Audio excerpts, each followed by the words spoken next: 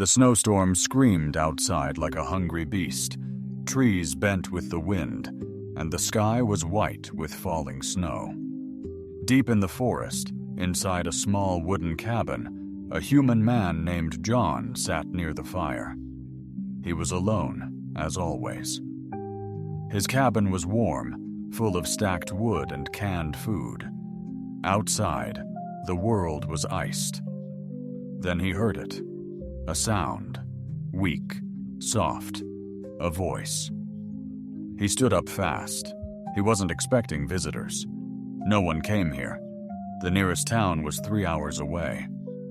He moved toward the door and opened it slowly. Wind hit his face hard, cold enough to burn skin. But there, just outside, he saw something strange, two shapes lying in the snow. They weren't animals. They weren't human either. John stepped outside quickly and dropped to his knees. His hands dug through the snow and found soft skin, cold, and shaking a girl. But not like any human girl. Her skin was light blue, her eyes closed, lips pale. Beside her was another one, her arms wrapped around the first dot aliens. John didn't think he picked them both up, one on each shoulder. They were light, too light, as if starving. He kicked the door open with his boot and brought them inside. He laid them gently near the fireplace and covered them in thick blankets. Their faces were beautiful but thin, long silver hair, soft glowing veins under their skin, and strange marks on their necks. They were freezing. John added more wood to the fire. He boiled water, grabbed his emergency heater, and placed it near them. One of the girls opened her eyes slowly. Her lips moved, but no sound came. Then, with effort, she whispered one word, "Please." John blinked. She could speak English. "I've got you," he said. "You're safe now." The other girl opened her eyes, too. She was more alert. Her hand moved protectively over her sister. They didn't move much, just watched him. Their eyes were bright violet, glowing softly in the firelight. John brought warm water and a towel. He gently wiped their faces and gave them small sips. They drank like they hadn't had water in days. "You need food," he said. They didn't answer but followed his every move. He opened a can of soup and heated it over the fire. The smell filled the room. Their eyes followed the pot like starving animals. He poured the soup into 2 small bowls and handed them over. The older girl took it with both hands, her fingers shaking. She sipped slowly, then passed it to her sister, who drank faster. They didn't speak much, just soft murmurs in a language John couldn't understand. But their eyes, their movements, said enough. Fear, hunger, cold. The younger one leaned against the older, eyes closing again. John placed another blanket over them. "Rest," he said gently. "You're safe now." The storm outside kept roaring, but inside the cabin the fire glowed warm and quiet. John sat in his chair watching them. Who were they? Where did they come from? Were more coming? He stared at the marks on their necks, tattoos or some kind of alien symbol. Hours passed. The cabin was silent. The storm outside softened a little, the wind no longer screaming. Then it happened. The older girl's eyes opened wide. She looked at her sister, then at John. Her lips moved, and she whispered something in her own language. It was soft, like a prayer, but the word she used, Cathari, was clear. She touched her sister's face and said it again. Then both of them looked at John. He didn't understand the word, but he felt something change in the air. Their eyes weren't just scared now. They were full of wonder, curiosity, something deeper. The younger one sat up slightly and reached out her hand. Her fingers touched John's hand gently. Her skin was still cold, but not shaking anymore. John didn't pull away. He looked at her, and she smiled weakly. No words, just silence. But in that moment, something passed between them. Trust. The fire crackled. The storm outside kept falling, but the warmth inside was real. The two sisters closed their eyes and finally slept side by side, breathing. Softly under the blankets, John leaned back, still holding the younger girl's hand. Without thinking, his eyes stayed on their faces. He didn't know it yet, but tonight had changed everything. The fire still burned gently in the cabin, giving off soft orange light. Morning had come, but the world outside was still covered in snow. Trees stood silent, white and frozen like statues from another time. Inside, John sat awake watching the two alien girls sleep. Their bodies were wrapped in his thickest blankets. Their faces looked peaceful now, not full of pain like last night. The younger one moved first, her eyes blinking slowly. Confused, she stared at the wooden ceiling, then at the fire, and then at John. He smiled gently. "Good morning." She didn't reply, but her eyes followed his voice. Then she touched her lips softly, as if trying to find her words. A moment later, the older girl sat up too. She pulled the blanket tighter around herself, but her eyes were alert. She looked at her sister, checked her carefully, then gave a small nod to John. Still no words. John pointed to himself and said, "John, my name is John." The girls looked at each other. The older one placed a hand on her chest and said, "Reviva." Then she pointed to the younger one. "Zenari." John nodded. "Reva, Zenari. Okay, good." Zenari's voice was weak but clear. "You save." John chuckled. "Yes, I save you. Almost turned into ice." Zenari tilted her head. "Ice pain." Reva stood slowly and walked over to the fire. She knelt beside it, holding out her hands toward the heat. Her fingers were long, delicate, and slightly glowing at the tips. John noticed something strange. Their skin, when touched by the firelight, gave off a soft shimmer, almost like light dancing underwater. It was beautiful and not human. He walked over, grabbed a pan, and started preparing breakfast eggs and bread. Nothing fancy, but the smell filled the room fast. The sisters stared again. Reva leaned in to smell it. Her nose twitched like a curious animal.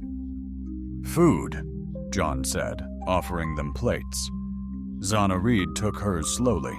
She held the fork wrong upside down and tried to poke the egg. John smiled and showed her how to use it.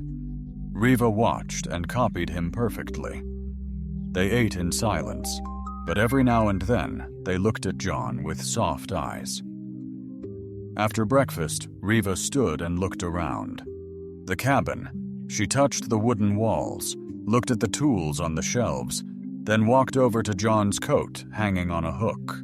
She picked it up and held it close. John raised an eyebrow. "You cold again?" She didn't answer. Instead, she placed the coat gently around his shoulders, as if trying to return his kindness. Zenari did something even more surprising. She stood, walked over to John, and placed her small hand on his chest right above his heart. "Warm," she said. Dot. John didn't move. Her fingers were cold, but soft. "You're kind." "War warm," she said slowly. "Ours not John." Looked confused. "You mean your people aren't warm-blooded?" Riva sat aside her sister and spoke carefully. Our home no fire, no sun, no warmth like this. We survive in cold, but we not strong. Zenari added, You give fire touch, not just body-soul. John swallowed hard. He never believed in big destiny stuff. He was just a man living off-grid far from the world. But now these girls made it sound like he was something rare, special. That evening, the storm began to clear. John stepped outside to gather more wood.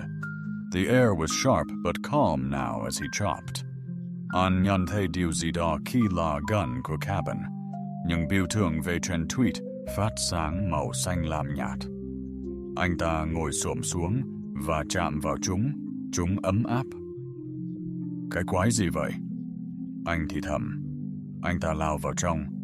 Reva Zenari, em về cái này à? Reva chậm rãi gật đầu, đánh dấu nhà an toàn. Chúng em đánh dấu bằng ánh sáng để tỏ lòng biết ơn. Zenari nói khẽ. Chỉ làm cho những người bảo vệ. John shook his head. I'm not a hero. Zenari looked at him. You are now. They helped him with the fire that night. Riva folded blankets. Zenari brought wood, even though her hands still shook. When John sat down near the fire again, both girls sat beside him. Not across, not far, right beside him. Zenari leaned her head on his arm. Riva placed her hand near his knee. They didn't say much, but the silence was warm. John felt something he hadn't felt in years. Peace, and something else too. A question he didn't want to ask yet. What did they want from him? As the fire crackled, Riva looked at Zenari and spoke softly in their own language. Zenari's eyes widened. She looked at John, then smiled. John asked, What did she say? Riva answered slowly. She said, We don't have to search anymore. John didn't sleep much that night. Riva and Zenari rested quietly near the fire, but their final words stayed in his mind. We don't have to search anymore. What did that mean? He kept glancing over at them.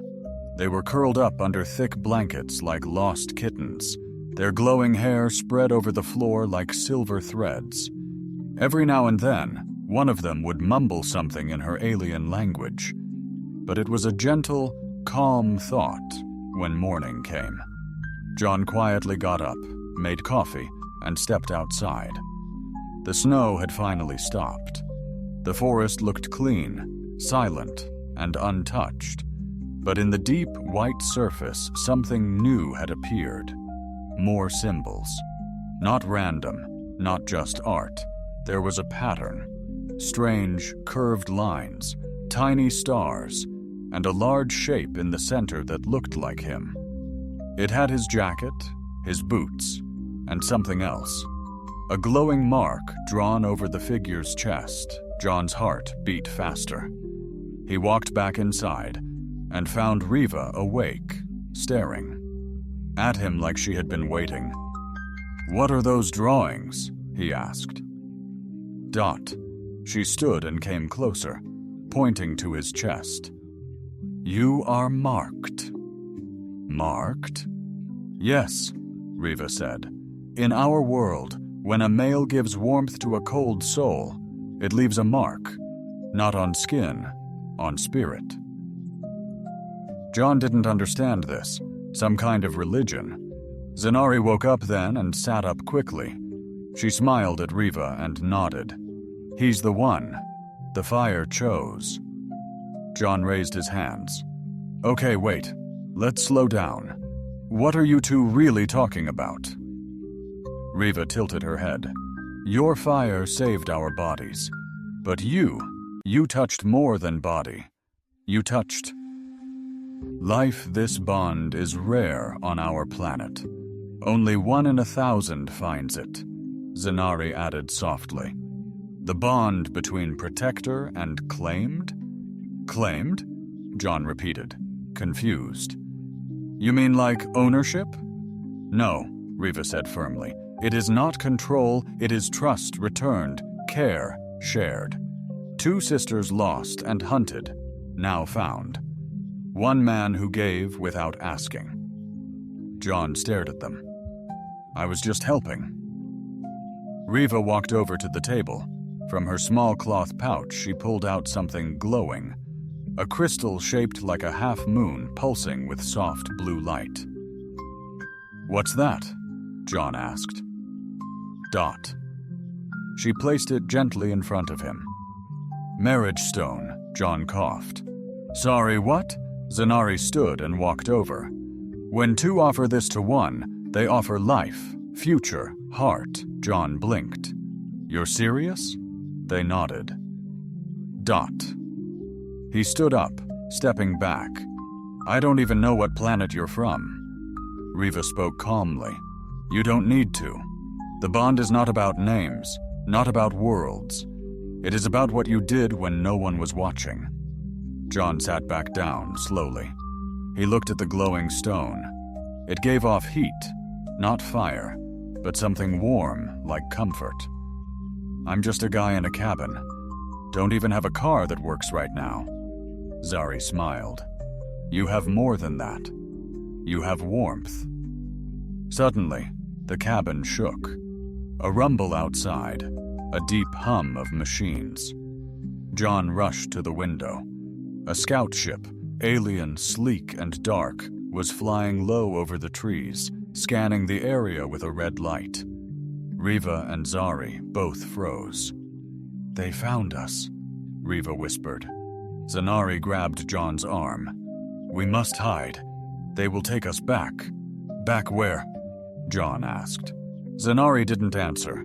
She just held tighter. He opened the trap door under his table. Hidden cellar he used for food storage and safety during storms down here, he said. The girls crawled inside without question. John followed and pulled the trapdoor closed just as the ship's red light passed over the roof. In the darkness, Riva whispered, If they see the stone, they will call us broken. Bonded to a human is forbidden. John looked at the small, glowing gem in his hand. Then we hide it. Zanari pulled it from his fingers gently. No, you must keep it. If anything happens to us, you must still carry the bond. The hum above faded slowly. After a long silence, they climbed out of the TARDIS. Everything in the cabin was as they left it, quiet. John turned to them. Why would someone want to take you back so badly? Zanari answered, this time her voice low and shaking. We were raised to serve, not to choose. When we ran, they marked us as lost property, Riva added. But now that we're claimed, you are our proof. John looked at both of them. They were no longer just strange visitors. They were tied to him now in a way he never expected, and he was holding the proof in his hand. John was chopping wood behind the cabin when he heard it, a sharp crack louder than thunder, followed by the sound of wind being torn apart. He looked up fast. A small alien dropship, black and sharp like a flying knife, broke through the clouds and hovered above the forest. Its lights turned red. A scanner beam swept across the trees. Then it turned toward the cabin. John dropped the axe and ran. Inside, Reva Zanari, he shouted. They're here! The sisters froze where they stood near the fire. Reviva's face went pale. Zanari dropped the wooden bowl she was holding. It cracked on the floor. We must hide, Riva said quickly. Now John grabbed the edge of the rug and pulled it back, revealing the trap door again. In, he said. Dotzer looked terrified. They will burn the house if they find us. Then they won't, John said firmly. Go. The sisters climbed down fast. John followed and pulled the trap door shut above them.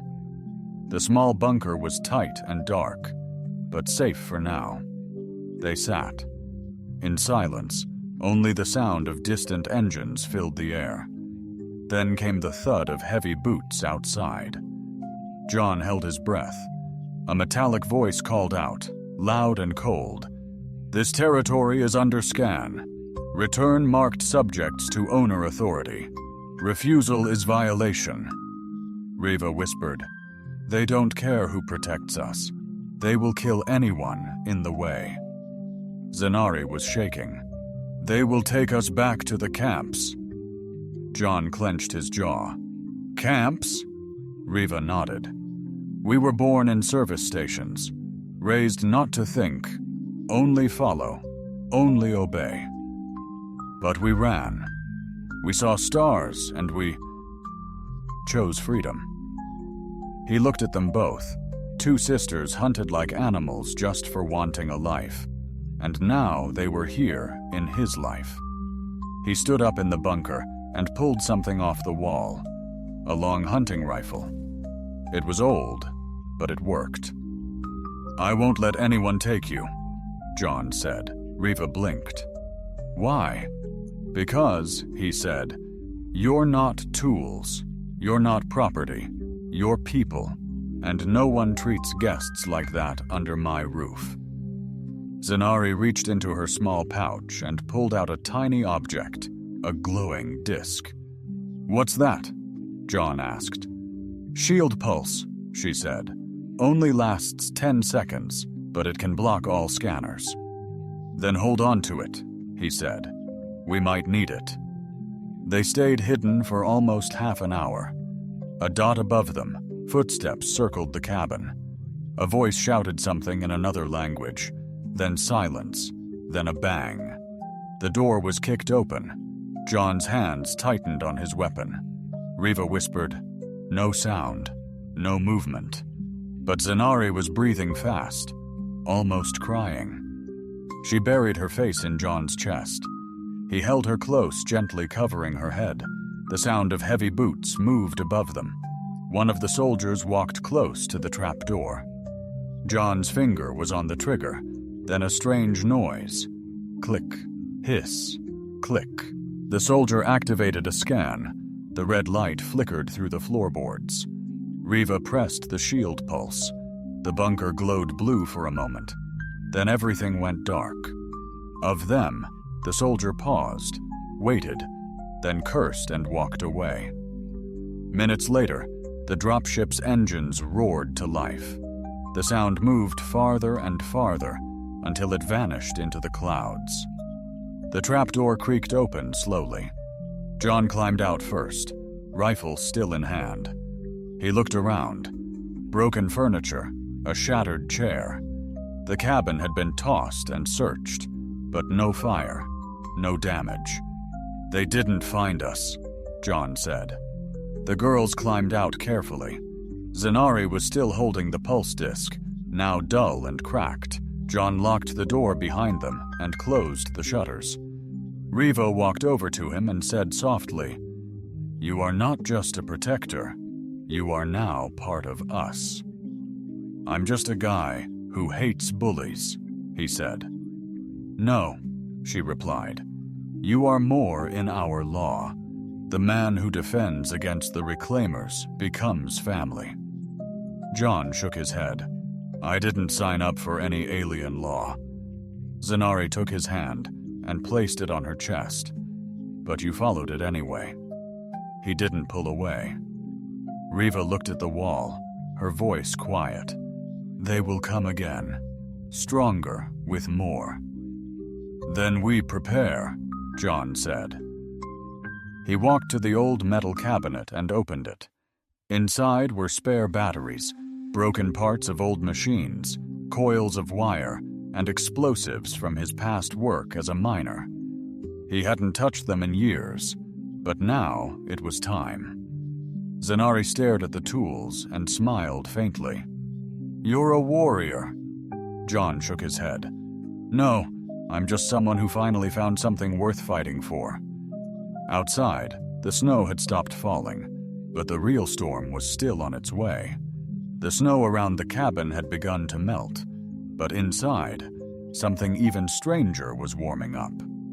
Riva was in the kitchen, humming softly in her alien tongue as she carefully peeled vegetables with a small blade. Zenari swept the floor, holding the broom like it was a sacred staff. The cabin no longer felt like John's quiet home felt alive. He sat by the window watching them. It had been 3 days since the soldiers came. 3 days of silence. No ships, no threats, just the sound of fire, snow dripping from the roof, and alien sisters moving freely for the first time in their lives. But something else was happening too. They stayed close to him.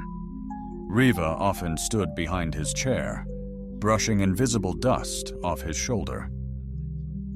Zenari sat by his feet every night, laying her head gently against his knee. They smiled when he talked. They laughed at his jokes, even the bad ones. John didn't understand everything, but he could feel it. Something was building. One morning he walked into the cabin and found the girls kneeling near the fire. A strange bowl sat between them, filled with glowing water. A small blue flame danced above it. They looked up at him together. Riva stood first. Her face was calm, but serious. She held something in her hands. 2 marriage stones. One shimmered red, the other blue. Both glowed faintly. Zenari rose too, her eyes bright with emotion. "John," Riva said softly, "we wish to speak our truth now." He blinked. "All right." She stepped closer. "You saved us when we were no one. You gave us warmth, food, safety. You never touched us with greed. You never used us like others did." Zari nodded. "You gave us names, choices, freedom." He rubbed the back of his neck. Yeah, I tried to help. That's what people do." Riva placed the 2 stones on the table. "No, not all people, not all humans. You are rare." John looked at the stones. "So what does this mean?" Zenari walked forward and gently took his hand. "We want to be your mates, your wives." John froze. "Wives?" Riva nodded. "In our culture, when sisters are lost together and saved by the same male, they may bond to him together. It is a rare and honored path." Zenari whispered, "And we have chosen." John stepped back, slowly. "I don't think you understand.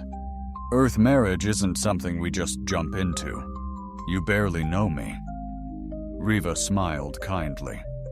"We know your actions. They speak more than words." He stared at them. 2 beautiful alien women both looking at him with open hearts. Zenari lowered her head. "You may refuse. If you do, we will go. We won't stay where we are not wanted." "No," he said quickly. "That's not it. I don't want you to go." Riva placed a hand on his chest. "Then let us stay. Not as strangers, not as burdens, but as yours." He didn't answer right away. His mind was spinning. They weren't just speaking with emotion. They believed this deeply. To them, this wasn't sudden. It was sacred. He looked at the 2 stones, paused, and then he said, "I don't know the right answer yet, but I won't let anyone take you. You can stay as long as you want." Zenari smiled wide, then leaned forward and pressed her forehead gently to his chest. Riva did the same on his other side. They stood like that quietly, with the fire crackling nearby. That night, something strange happened. John went outside to check the perimeter and saw flickering lights in the trees. Not enemy lights, but lanterns hanging from branches, glowing softly. He walked around the cabin. Someone had decorated the entire area with alien patterns. Flowers from their ship's garden pod had been planted in small snow pots. It wasn't just a thank you, it was a wedding ritual. He returned inside to find the sisters arranging plates and cups. They had made food, simple but different, bright colors. Sweet smells and round seeds that sparked when bitten. Dozer looked up. "This is our offering meal, first dinner as family." John sat down slowly. "You two don't waste time, huh?" Riva tilted her head. "We wasted years in cages. Now we don't waste a second." John looked around. His quiet, cold world had changed. His heart felt full, but nervous. What if he wasn't enough for them? Zenari saw his face and took his hand. "You are already more than we ever dreamed." The three of them sat by the fire that night, sharing strange food and quiet smiles. But far away, in the shadows of the trees, a blinking red light watched the cabin. They were not alone. It was the first clear morning in weeks. Sunlight touched the snow-covered trees. The cabin looked calm. Smoke drifted from the chimney. Inside, John was helping Zenari repair an old radio. Riva was outside, kneeling by the snow pots, her fingers planting glowing blue flowers from her home world. Everything looked peaceful. Then the sky cracked open. A thunderous roar echoed across the trees. A black ship dropped through the clouds like a falling blade, sleek, sharp, and glowing red at its edges. It was different from the scout ships. It was bigger, stronger. John ran to the door and looked up. The ship hovered just above the tree line. Its engines hummed like a warning. Then, a long platform extended from underneath, and someone stepped out. Not a soldier, not a hunter drone. A tall alien woman. Her armor was deep silver, shaped like muscle and bone. Her eyes burned like gold fire. She didn't wear a helmet. Her white hair was tied back in a single long braid. On her belt hung two weapons, one small, one heavy. John's instinct screamed this. Wasn't just another soldier. Riva stepped back toward the cabin. Her voice was tight with fear. Enforcer Zenari gasped. "No!" John looked at them. "Who is she?" Wia's voice trembled. "Her name is Vice.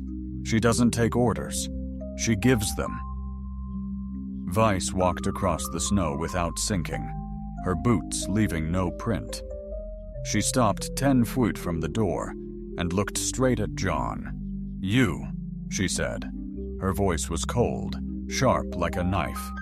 "Human male, step outside." John did.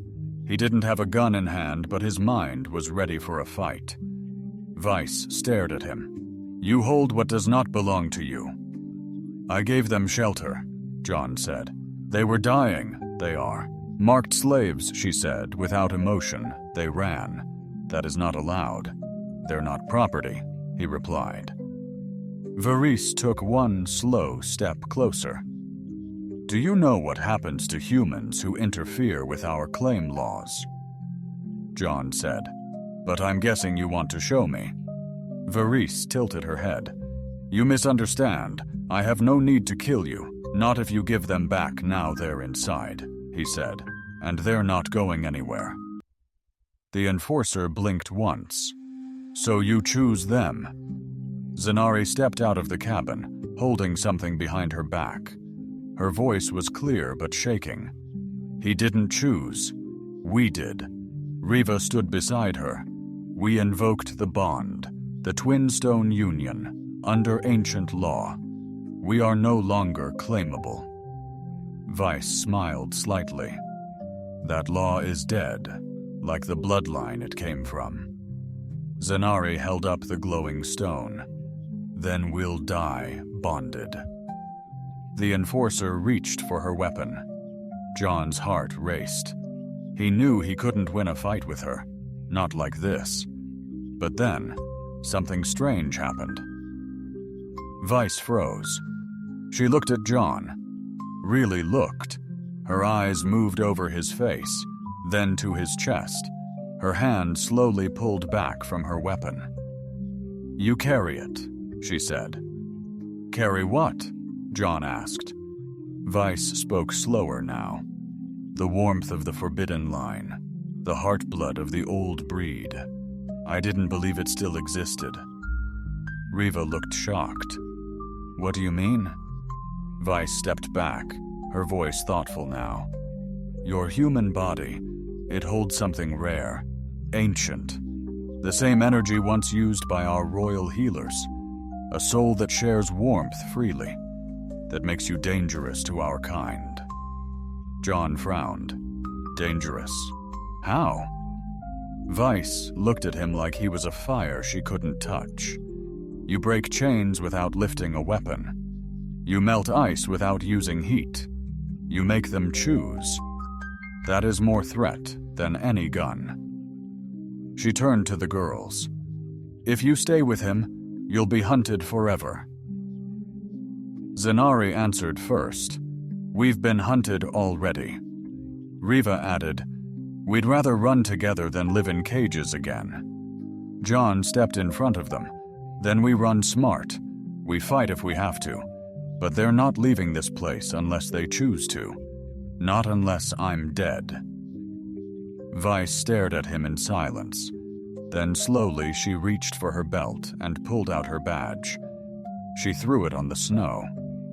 "Then you're no longer my target," she said. John blinked. Vice turned away. "I came to retrieve property, but you've turned them into something else. I serve law, but I also serve truth. And the truth is, they are no longer claimable." She paused, looking back one last time. "The others won't agree. More will come. Bigger ships, cruel ones. Be ready." Then she walked to her ship.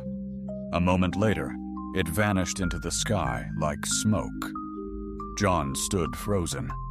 Riva fell into his arms. Zenari clung to him from the other side. "You didn't fight with bullets," Riva whispered. "You fought with your soul." Gon held them both tight and quietly.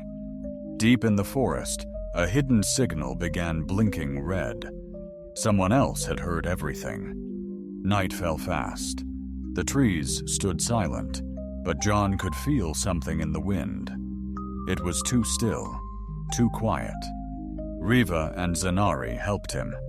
Close the shutters, stack supplies, and prepare escape packs. They didn't ask questions anymore. They already knew the real threat was coming. Not one ship, not one enforcer, but a fleet. They won't accept what Vice did. Riva said, "She showed mercy. They'll show fire." John checked the power cells in the bunker and loaded tools into his makeshift weapon station. "Let them come.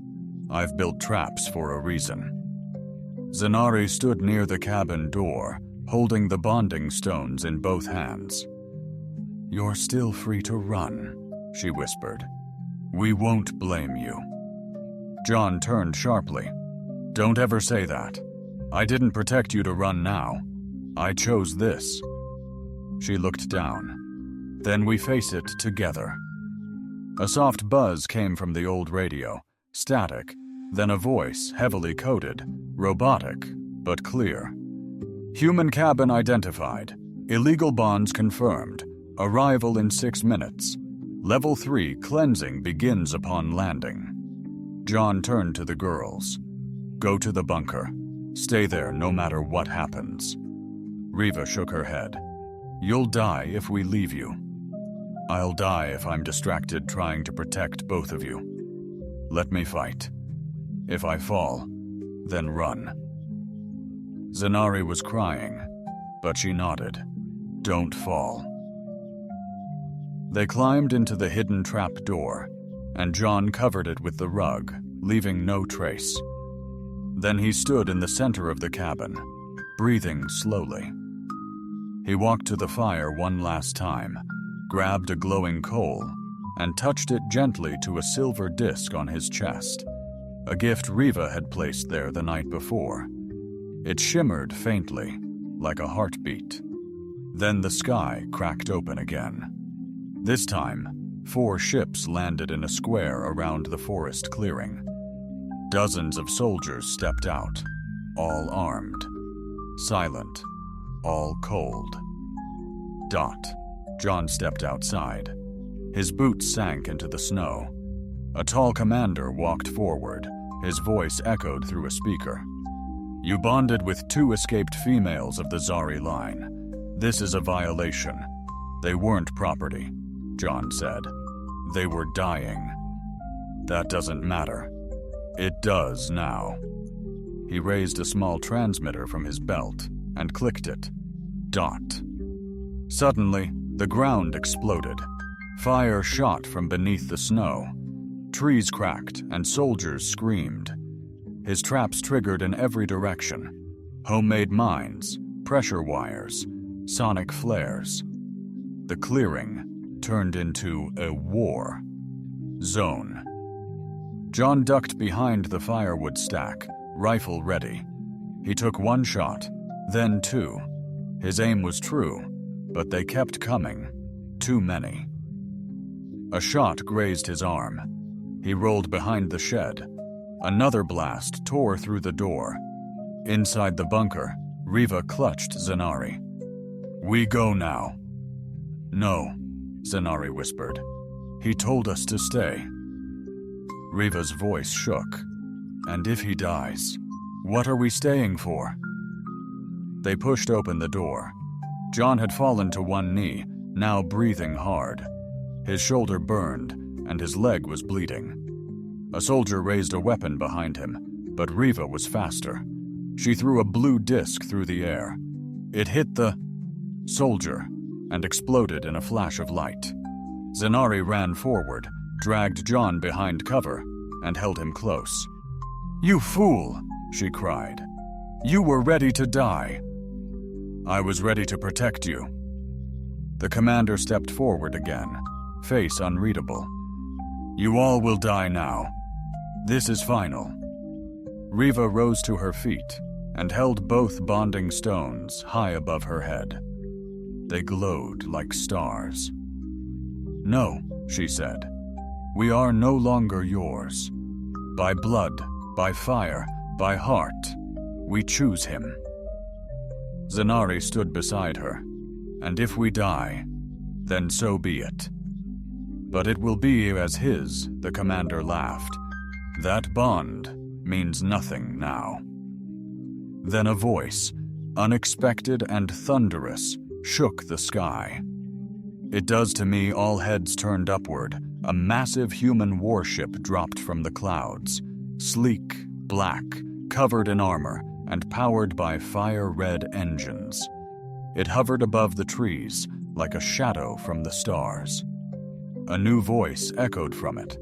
One John knew varies. "This human is under my protection, and so are the bonded." The enemy commander stepped back. "You broke protocol. I followed truth." She said dozens of drones dropped from her ship and surrounded the clearing, weapons glowing. John stood with help from Zanari. Riva held his arm. "You still have fire in you." He looked up at Varys's ship, then at the girls beside him. "No," he said. "We do." The enemy soldiers stepped back. The commander gave one final look, then called retreat. Within moments, they vanished into the sky. Silence returned.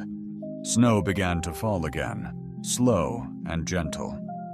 John stood between the 2 sisters, their arms around him, their hearts full. He looked at them and smiled, so he said, "About that marriage." Riva laughed first. Zanari kissed his cheek, and somewhere far above, the stars began to shine again.